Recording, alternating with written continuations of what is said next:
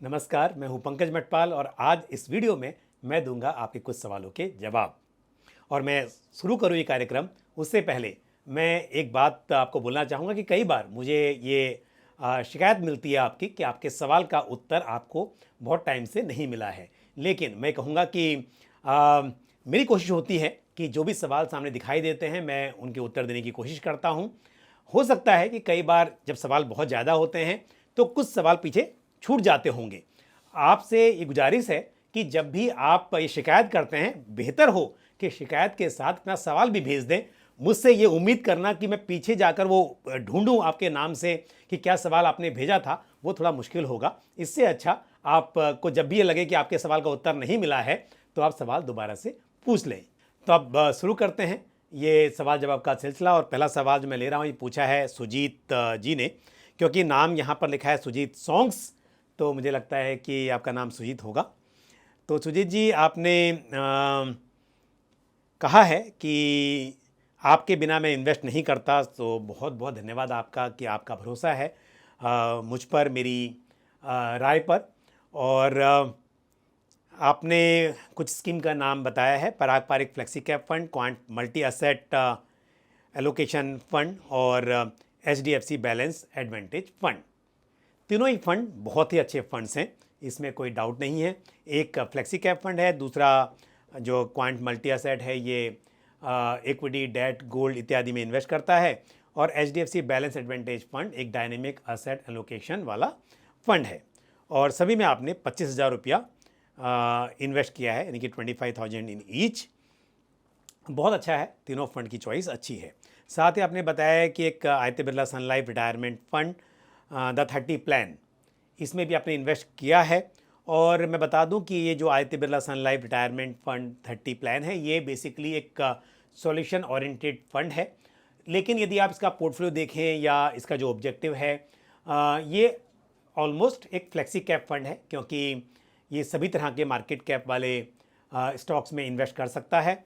और यहाँ पर 5 साल का लॉक इन होता है। ये डिफरेंस है एक फ्लेक्सी कैप फंड में और जब आप इस तरह के सॉल्यूशन ओरिएंटेड फंड में जाते हैं। हालांकि जो सॉल्यूशन ओरिएंटेड फंड्स होते हैं, रिटायरमेंट फंड्स होते हैं, वहाँ पर कुछ फंड्स अग्रेसिव हाइब्रिड फंड्स भी हो सकते हैं। लेकिन यदि हम बात करें इस पर्टिकुलर स्कीम की तो ये एक इक्विटी फंड है, ये भी फंड अच्छा है।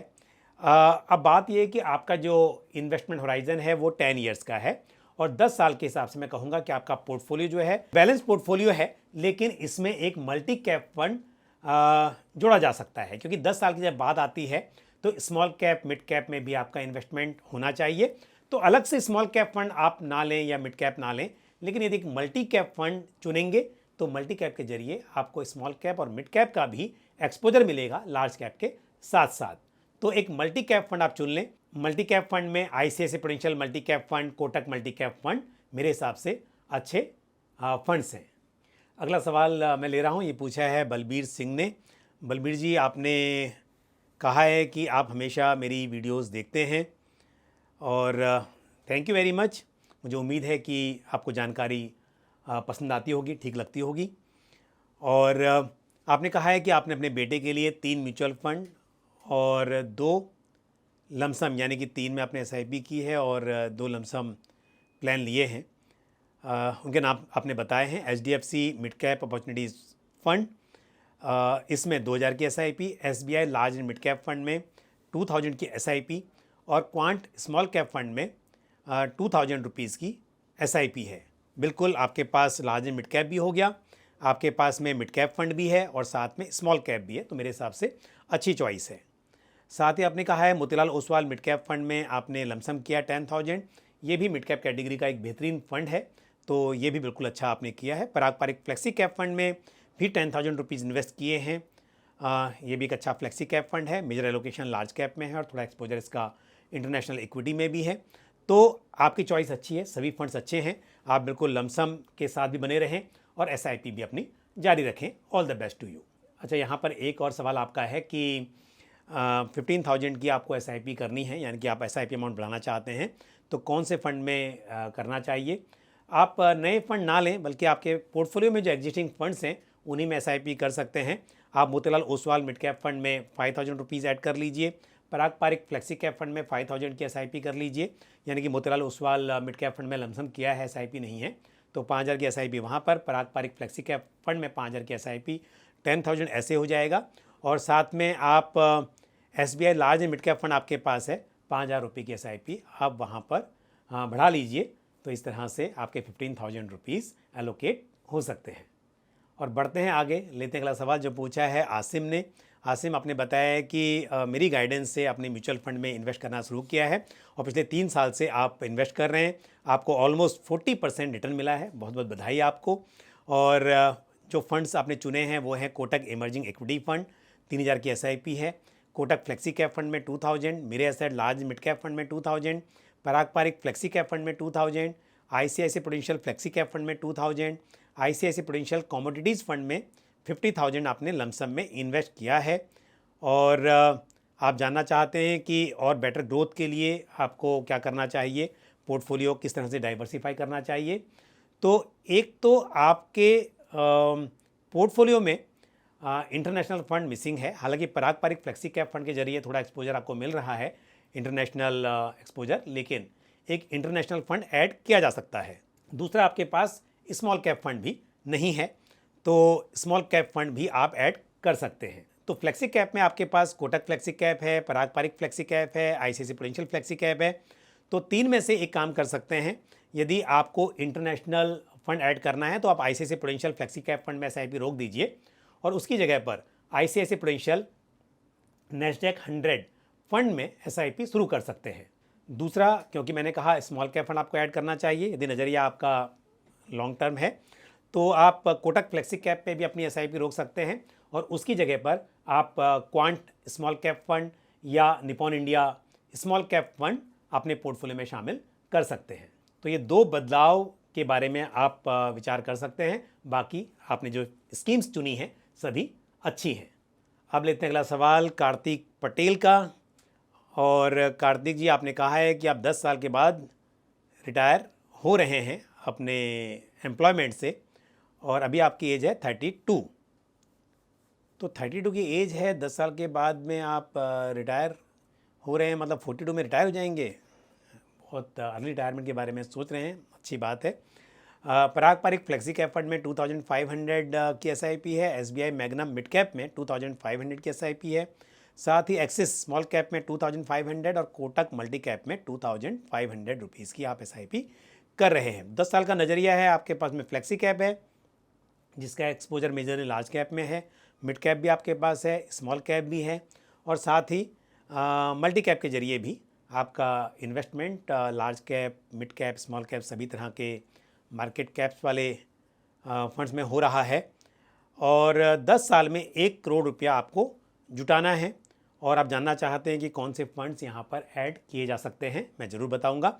आप फिलहाल 10,000 रुपीज़ पर मंथ की SIP कर रहे हैं, यदि 12% के CAGR पर मैं कैलकुलेट करूँ तो 10 ईयर्स में करीब 22,40,000 रुपीज़ इकट्ठा हो सकते हैं। आपका टारगेट है 1 करोड़ रुपये, तो आपको इन्वेस्टमेंट अमाउंट को बढ़ाना होगा। यदि आप SIP अमाउंट को बढ़ाकर 30,000 पर मंथ कर दें और फिर आप 10% का स्टेप अप भी करें, यानी कि ईयर आफ्टर ईयर 10% से अपने इन्वेस्टमेंट अमाउंट को बढ़ाते रहें, तो फिर 12% के CAGR पर 1 करोड़ रुपीज़ इकट्ठा हो सकते हैं। और यदि रिटर्न्स इससे बेहतर मिल पाए तो फिर शायद इससे भी और अधिक अमाउंट आपके पास इकट्ठा हो सकता है। तो कैलकुलेशन के हिसाब से तो 30,000 की SIP आपको अभी करनी चाहिए, लेकिन यदि उतना संभव नहीं है तो आप जितना भी बढ़ा सकें उतना ज़रूर बढ़ाइए और समय के साथ फिर आप इस राशि को बढ़ाते जाइए। और जहाँ तक सवाल यह है कि क्या और फंड ऐड करूँ, मैं कहूँगा कि आपको नया फंड यहाँ पर जोड़ने की ज़रूरत नहीं है, बल्कि कोटक मल्टी कैप फंड में आप अमाउंट बढ़ा सकते हैं, पारंपरिक फ्लेक्सी कैप फंड में बढ़ा सकते हैं और बाकी इन 2 फंड्स में बढ़ाइए तो आपको अच्छा एक्सपोजर मिल जाएगा सभी तरह के मार्केट कैप में। ये मेरे हिसाब से अच्छी रणनीति होगी। All the best to you. और अब लेते हैं आज का आखिरी सवाल जो पूछा है समीर कर्माकर ने। समीर जी, आपने बताया है कि आप मेरे वीडियोस रेगुलरली देखते हैं, तो बहुत खुशी हुई, थैंक यू वेरी मच। और आपके पोर्टफोलियो में है ICICI prudential large and mid cap fund, जहाँ पर 2000 की SIP आप कर रहे हैं, बहुत ही अच्छा फंड चुना है आपने। पारंपरिक फ्लेक्सी कैप फंड भी अच्छा फंड है, उसमें 2500 की SIP है। SBI long term equity fund ELSS fund है, यानी कि टैक्स सेविंग फंड है। यदि टैक्स सेविंग के लिए ज़रूरत है तो आप इसमें कीजिए। अदरवाइज़ क्योंकि अभी बहुत सारे इन्वेस्टर्स ऐसे हैं जिन्होंने पहले ओल्ड टैक्स रिजिम के हिसाब से ये प्लानिंग की थी और अब न्यू टैक्स रिजिम में वो अपना ITR फाइल कर रहे हैं, तो उन्हें ELSS की ज़रूरत नहीं है।